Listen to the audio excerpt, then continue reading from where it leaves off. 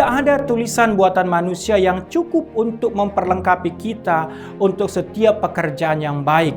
Hanya firman Tuhan yang dapat melakukan itu. Shalom, bertemu bersama saya, Edward Purba.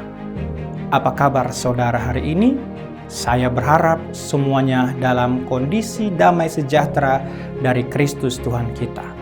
Doktrin kecukupan kitab suci adalah prinsip dasar dalam iman Kristen.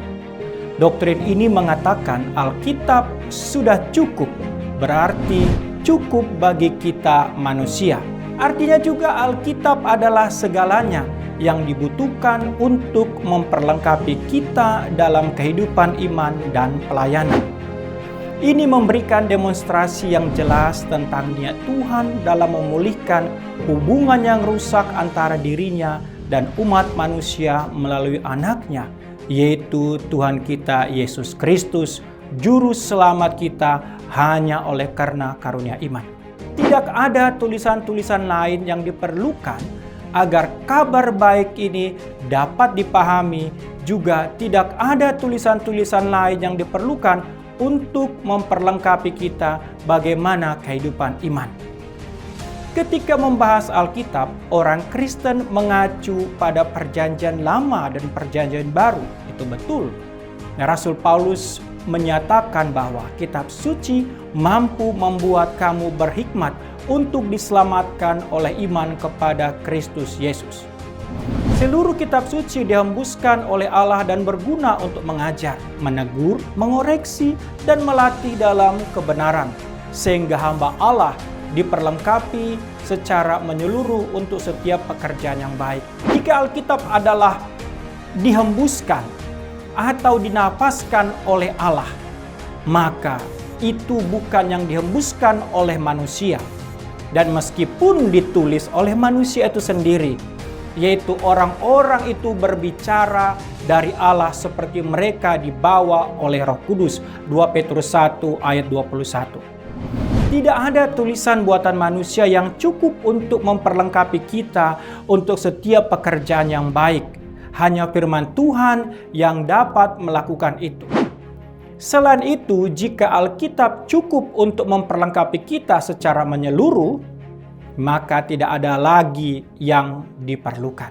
Kolose 2 membahas bahaya yang dihadapi gereja ketika kecukupan kitab suci ditantang dan digabungkan dengan tulisan-tulisan non-Alkitab yang penuh dengan teologi konsep yang tidak saleh. Rasul Paulus memperingatkan gereja di Kolose, pastikan agar tidak ada yang menawan kamu melalui filsafat yang kosong dan menipu, yang bergantung pada tradisi manusia dan prinsip-prinsip dasar dunia ini daripada Kristus. Kolose 2:8. Yudas mengatakan bahkan lebih spesifik ketika menulis, meskipun aku sangat ingin menulis kepadamu tentang keselamatan yang kita bagikan, aku merasa aku harus menulis dan mendesak kamu untuk berjuang untuk iman yang sekali untuk selamanya dipercayakan kepada orang-orang kudus. Yudas 1 ayat 3. Perhatikan ungkapan sekali dan untuk selamanya. Ini memperjelas bahwa tidak ada tulisan lain, tidak peduli seberapa tradisi yang begitu indah, salehnya seorang imam atau pendeta, teolog, atau gereja denominasi mereka berasal, yang dapat dilihat setara atau melengkapi firman Tuhan. Tidak ada. Alkitab adalah semua yang diperlukan bagi orang percaya untuk memahami karakter Tuhan, sifat manusia, dan doktrin-doktrin seperti dosa, surga, neraka, dan keselamatan melalui Yesus Kristus. Kata-kata Rasul Paulus kepada jemaat Galatia menunjukkan keseriusan menyampaikan pesan di luar Alkitab. Jika kami atau seorang malaikat dari surga memberitakan Injil selain yang kami beritakan kepadamu, biarlah dia dihukum selama-lamanya. Galatia 1 ayat 8. Kata dihukum selama-lamanya dalam bahasa sarkasmenya terkutuk. Mungkin ayat-ayat terkuat tentang masalah kecukupan Alkitab berasal dari Mazmur. Dalam Mazmur 19 ayat 7-14, Daud bersukacita dalam firman Tuhan, menyatakannya sempurna dapat dipercaya, benar bersinar, mencerahkan, pasti dan sungguh pasti benar. Bukti Alkitab untuk kecukupan kitab suci. Kecukupan kitab suci berarti bahwa kitab suci memuat semua firman yang kita butuhkan untuk keselamatan, untuk percaya sepenuhnya kepadanya, dan untuk mentaatinya dengan sempurna. Implikasinya, kita dapat menumbuhkan semua yang telah Allah katakan mengenai topik-topik tertentu dan jawaban pertanyaan-pertanyaan etis kita dalam Alkitab. Kecukupan kitab suci memampukan kita untuk memusatkan pencarian firman Allah kepada kita hanya pada Alkitab saja. Sehingga kita tidak perlu menelusuri semua tulisan orang-orang Kristen sepanjang sejarah, semua ajaran gereja, atau semua perasaan dan kesan subjektif kita.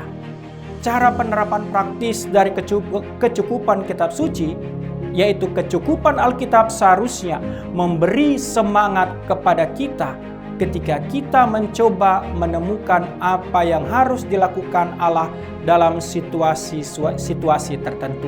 Ulangan 29 ayat 29. Kecukupan kitab suci juga mengingatkan kita bahwa kita tidak boleh menambahkan apapun pada kitab suci, dan bahwa kita tidak boleh mempertimbangkan tulisan-tulisan lain yang bernilai setara dengan kitab suci kita, Alkitab.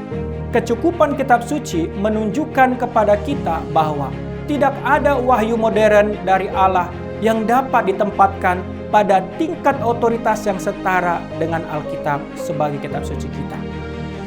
Berbicara kecukupan kitab suci juga mengingatkan kita bahwa tidak ada dosa yang tidak dilarang oleh kitab suci yang baik secara eksplisit maupun tersirat. Berjalan menurut hukum Tuhan berarti tidak bercacat.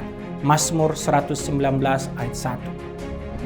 Kecukupan kitab suci juga memberitahu kita bahwa Allah tidak menuntut apapun dari kita dari hal yang tidak diperintahkan dalam kitab suci, baik secara eksplisit maupun tersirat. Mazmur 119 ayat 44 sampai 45 dan ayatnya yang ke-165. Artinya, kitab suci cukup bagi kita dalam bertindak. Tidak ada kitab lain, tulisan lain yang bisa untuk dianggap setara dengan kitab suci. Mari warnai dunia dengan pikiran Kristus melalui kitab suci cukup bagi kita sebagai landasan dalam bertindak. Tuhan memberkati. Shalom.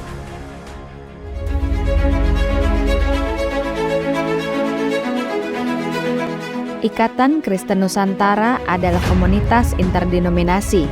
Marilah kita berkolaborasi dengan kasih, tanpa sekat denominasi, dan tanpa batas organisasi. Bersinergi mewarnai dunia dengan pikiran Kristus, supaya keselamatan yang daripada Tuhan sampai ke ujung bumi.